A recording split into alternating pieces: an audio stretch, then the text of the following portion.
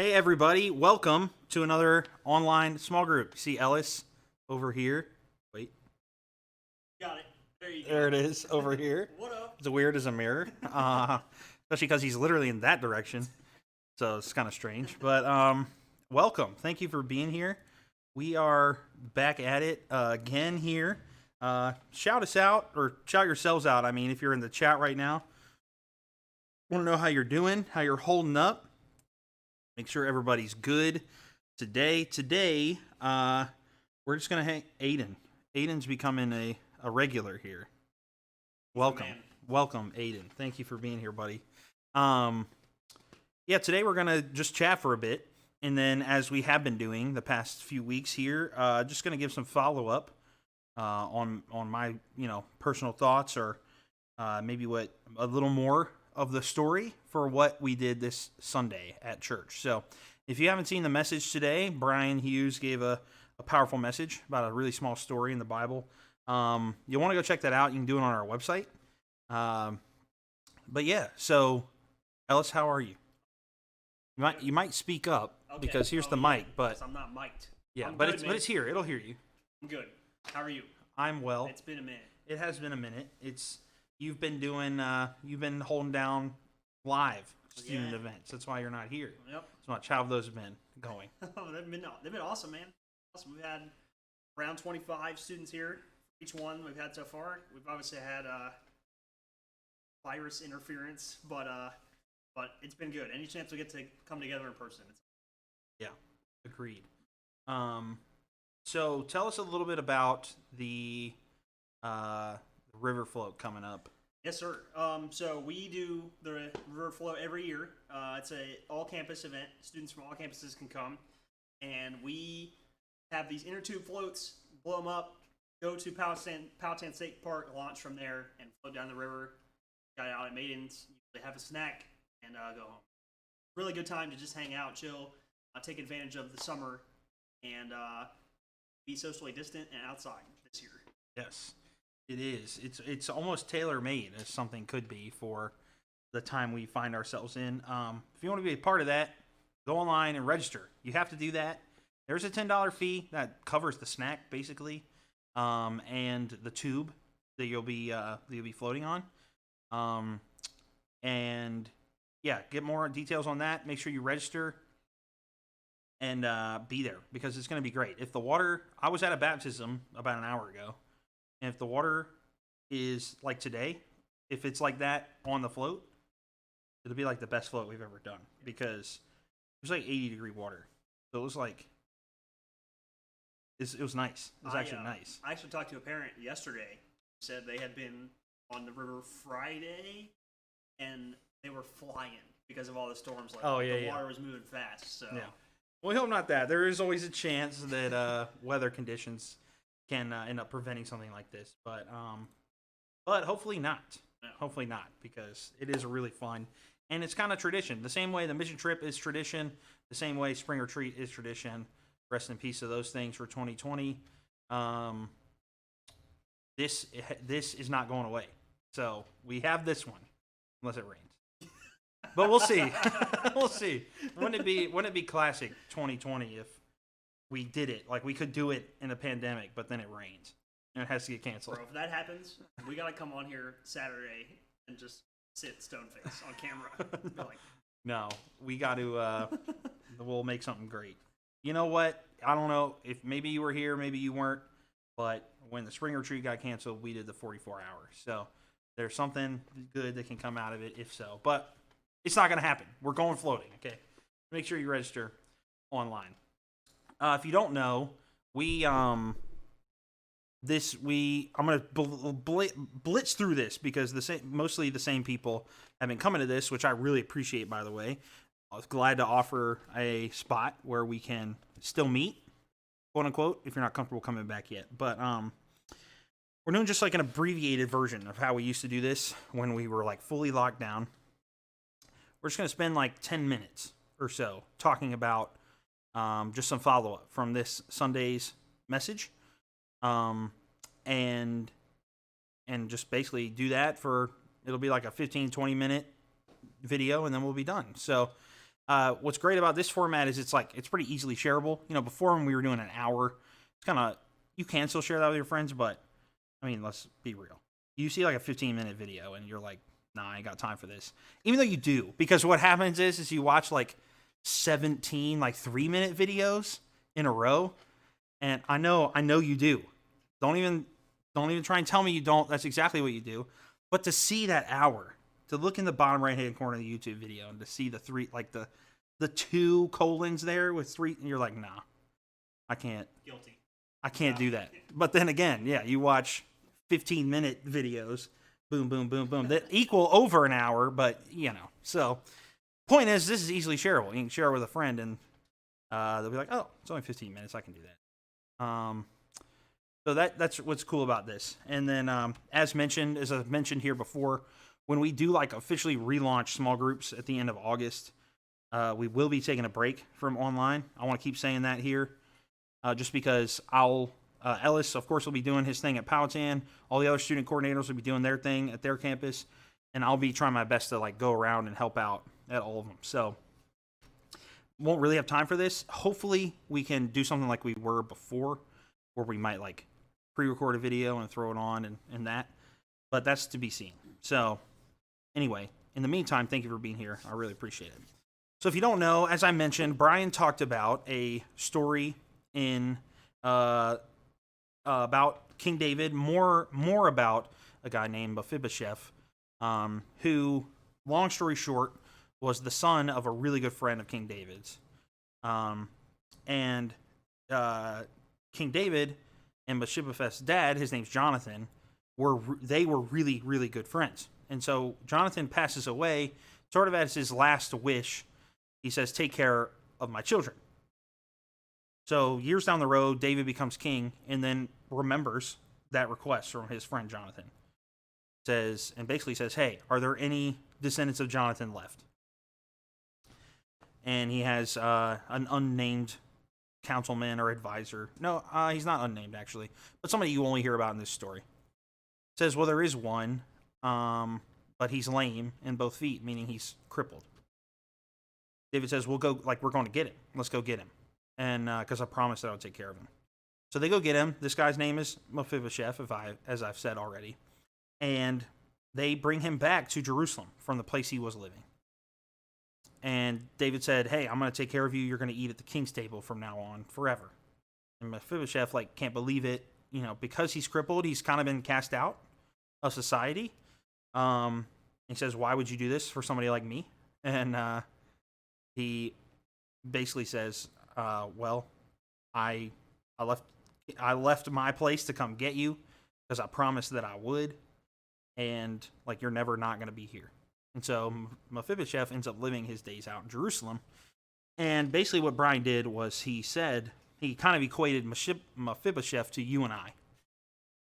And King David to Jesus, who Jesus left his place. He left the capital, if it were, heaven, to come down to get us from our broken place and to take us back. But the key is that when we got back, we were still broken. Mephibosheth was not healed as a result of his returning or his going to Jerusalem, going to the king's table.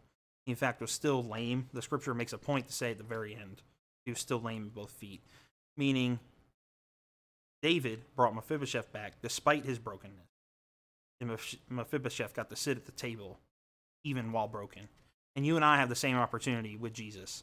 Jesus invites us back in our brokenness, and we get to sit at the table with him. So that's essentially the message in a nutshell. But what I want to talk about tonight is the idea of how lonely Mephibosheth maybe was before Jesus or David came to get him in the story.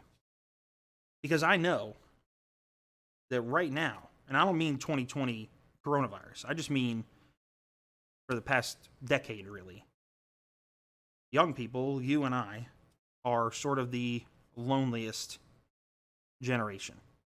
A byproduct of being hyper-connected with the whole world via social media has somehow split us apart more than ever. I have theories. A lot of smarter people than me have done actual research on this.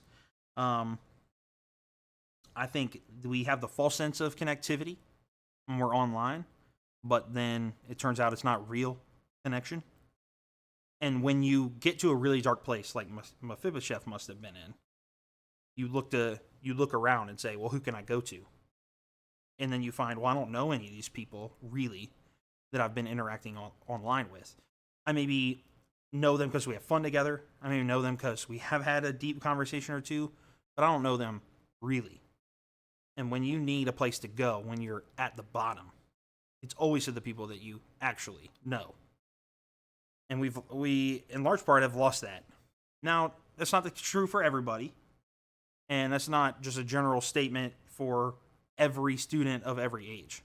However, it's true for most of us. And unless we like are active and working our way out of that and building real relationships with people, we can just be stuck there and we don't know it. That's the key. Because again, we feel like we're connected to everybody. We know what's going on around the world, or at least what we see on Twitter. But are we really connecting anybody? No. And that leads to a bit of brokenness. Or when you realize that you are broken, you have nowhere really to go. And the text doesn't say this. In fact, Mephibosheth, this is like the only thing he's ever mentioned in. This is his one story. And he himself only has like 2 lines in it. Maybe. I don't know. What was it, 1? I think it was 1. Did he say the 1 line? Yeah. So we don't really hear about him like at all. But we can infer, and this is just an opinion I'm reading between the lines of Scripture. We can infer because he was lame and crippled. And I don't mean lame as in, bro, you're so lame. I mean, like, I just mean he was crippled. We can infer that because of that, he had been cast out. Like, nobody really wanted him. Nobody really had a use for him, if you will. Excuse me. And therefore, he really had nobody to go to. His dad had passed away, and Jonathan, and he didn't even know David. He didn't know anything about this promise that David had made. So I guess a question I have for you, and you don't have to answer this in the chat, maybe just think about it to yourself, is have you ever been in the place where you feel that alone? Where you feel like you might be going through something really hard, but you have nobody to go to. If that's not you, I'm really excited for you. And if you feel like you have a group of people to go to, then that's incredible. But I would imagine that a lot of you have felt that way before or feel that way now. Maybe you've been through something that nobody knows about and you don't want to talk about it because it's really hard and you don't feel like you can trust anybody with the information. Or maybe something happened in the past, or you did something and you don't feel like that you can come out with it because you feel like you're either going to get judged or people are going to blow you off or not treat it seriously or whatever the case may be. That is more common in people your age and in my age than ever before. And I guess in conjunction with what Brian said this morning, I just want to remind you that you don't have to overcome the thing that happened to you. You don't have to be totally free, full of forgiveness, or whatever it is on either side. You don't have to be on the other side of the thing that you're going through in order to come to the table. Like Mephibosheth showed up, still crippled, we can show up still needing somebody to hear us, to be a friend, to be a best friend, to be somebody you can trust. In this, the idea that we are not worthy of being at God's table because of something like this, or whatever it is something that a lot of people have struggled with. That's been a struggle forever, really. Moses thought he was unworthy to carry out God's mission on his life. And he's in like the second book of the Bible. So this has been going on a long time. But my reminder is that you're welcome at the table. And I can't say that with authority because it's my table, because it's not. It's God's. But if I'm welcome at it, you're welcome at it. Because this is well documented at this point. I've lied. I've been through addiction. I've lived a double life for a long time. And I'm still far from perfect. But I had to go to the table to find my redemption. I didn't have to get redeemed to show up at the table. And that's true for you too. And I hope that you'll carry that with you. If you want more reference to this story, it's in 2 Samuel, I believe. David becomes king in 2 Samuel. So I'm going to go ahead and assume it's in 2 Samuel. You'll obviously see it if you watch the message for the Mephibosheth story. But I hope that you carry that with you. And I hope that if you're going through something like that, that doesn't mean, what I'm saying is, look, you don't have to take care of it, just show up. I don't mean that per se. I don't mean that you never should take care of it. It's a whole different lesson to find somebody who you can trust to air out these things. And of course, God is always there for that. Jesus is always there for that. Ellis and I and Lindsay and Helen, we're always here for that, for you. Those are the other student coordinators.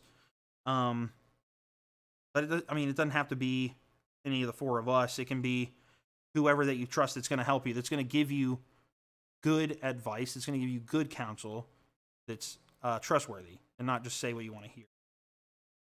And that's a conversation for a different time. Right now, what I hope that you'll know is that oftentimes we think about coming to Jesus, surrendering our lives to him, showing up at his table in the reverse order than it has to happen. Jesus said himself, look, I didn't come for the righteous. I came for the sick. He didn't come for the people who were already good. He came for those who needed him. And that's true in this instance. That's always how Jesus operates. So we show up to the table, and then we find redemption.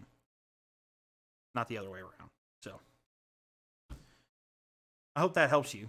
I hope that you can take that with you as you go. Ellis, do you want to contribute anything to this conversation? Yeah, sure. Go ahead. I was going to add basically what you alluded to at the end there about you don't have to have all aspects of whatever you're going through figured out to show up at the table.